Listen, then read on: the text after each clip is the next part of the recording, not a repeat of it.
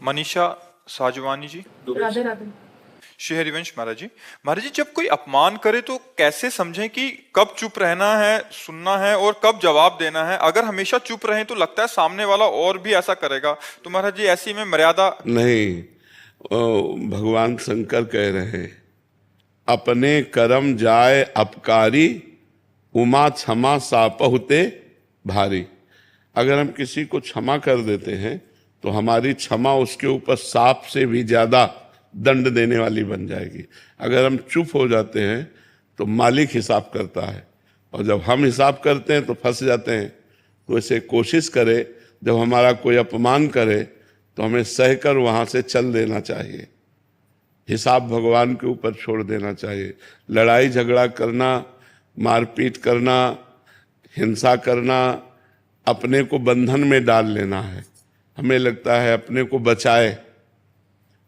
एक लंबे दुख भोगने से अच्छा थोड़ा कष्ट सह ले। जैसे कोई हमें गाली दे रहा है, हमें अपमानित कर रहा है, यदि हम उससे लड़ गए तो हमारे अंदर क्रोध आ सकता है, मार पिटाई हो सकती है, रिपोर्ट हो सकती है, फिर हम आगे बंधनों में फंसते चले जाएंगे। और अगर हम वो गाली दिया और हम चुप हुए, सुन के चल दिए, तो उसको गाली देने वाले को ऐसा दंड मिलेगा समय पर कि दोबारा किसी को गाली नहीं देगा। मालिक बहुत, हम यही कई बार चर्चा की है, देखो हमारे यहाँ भी मुकदमा कई कई वर्ष चलता रहता है, तब हिसाब हो पाता है। जैसे कोई केस हुआ तो तुरंत थोड़ी होता है, बहुत कहो 4 वर्ष लग जाए उस केस के सुलझने में, कहो 10 वर्ष लग जाए।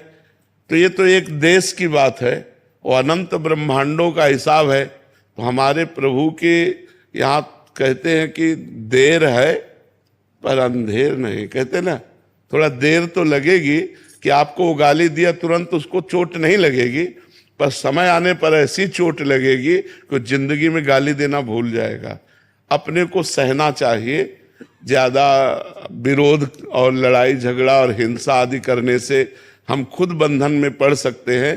तो हमारी सलाह तो यही है कि अगर कोई गाली दे तो चुप हो जाए, कोई अपमान करे तो सह ले, अपना कर्म मान करके कि कोई हमारा बिगड़ा हुआ कर्म होगा। अब हम तो साधु वेश में हैं तो यही समझाएंगे, हम तो यही कहेंगे कि अगर वो गाली दे रहा है तो हम सह जाते हैं, और वो हमको अपमानित कर रहा है तो चुपचाप चले जाते हैं। हिसाब भगवान के ऊपर छोड़ दें, क्योंकि जितनी जेलें भरी हिसाब करने में ही तो भरी हैं। कहीं हम गलत कर बैठे, कहीं हम हिंसा कर बैठे तो कानून का अपराध हमारा बन जाएगा, कानून के विरुद्ध हमारे आचरण बन जाएंगे, तो हम भी अपराधी माने जाएंगे। तो इसलिए हम मारे पीटे नहीं, हिंसा ना करें, क्रोध ना करें, सह जाएं, भगवान से प्रार्थना करें कि हे भगवान उसकी भी बुद्धि शुद्ध कर दो।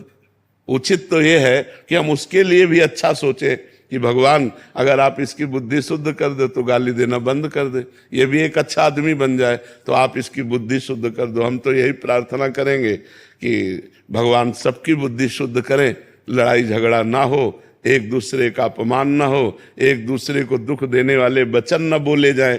पर आज नाक में गुस्सा रखा है सबके, नाक में गुस्सा, जरा सा धक्का लग जाए तो आदमी आदमी के ऊपर एकदम टूट पड़ता है।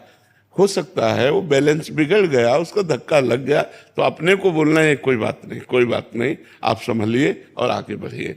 लेकिन जरा जरा सी बात में, क्योंकि खान पान सही नहीं है, तमोगुणी भोजन है, तमोगुणी विचार, तो जरा में गुस्सा आ जाता है। हमें सहन करना चाहिए, सहन में बहुत आनंद है। जब हमें सहन ना हो तो रो देना चाहिए भगवान के सामने, प्रभु हम तो असमर्थ हैं, आप समर्थ हो, आप देख लो। वो जब देख लेंगे ना तो बहुत अच्छी तरह देख लेंगे। तो यदि हम कर्म बुरा करते हैं तो 4 दिन भले हम चमक लें, इसके बाद हमको गिरना पड़ेगा। तो बुरा कर्म का बुरा फल भोगना पड़ेगा, अच्छे कर्म का अच्छा फल। तो वो तुम्हारे साथ बुरा कर रहा है, तुम उसके साथ अच्छा करो तो तुम्हें अच्छा सुख मिलेगा, और वो परिणाम में दुख भोगेगा। ये सिद्धांत है। और लड़ाई झगड़ा करोगे तो जैसे वो अपराधी वैसे आप अपराध कर रहे, तो फिर उसको दंड भगवान क्यों देंगे? फिर तो आप भी अपराधी कर, उसने गाली दिया आपने गाली दे दिया, उसने विरोध किया आपने विरोध किया। उचित बात है हम विरोध न करें, हम गाली न दें, हम सह जाएं।